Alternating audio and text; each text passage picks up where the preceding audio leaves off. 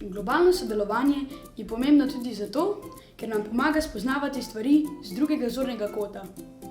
G kot globalno učenje. To je vseživljenjsko učenje in tudi preopraševanje, kako naše delovanje vpliva na celotni svet. L kot ljudje. Če sodelujemo, lahko učinkovitejše rešujemo svetovne probleme. O kot obvezne izbirne vsebine. Omogočiti bi jih morali vsem šolam sveta. B kot boljša prihodnost za vse mlade. Če stopimo skupaj, bomo lažje reševali tiste probleme, ki zadevajo vse nas. A kot aktivnosti, pri katerih sodelujejo vsi narodi sveta.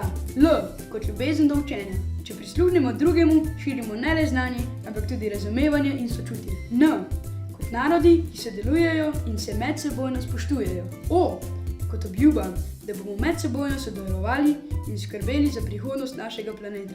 Kaj si pa ti misliš o globalnem učenju? Napiši svoje mnenje in predloge v komentarjih.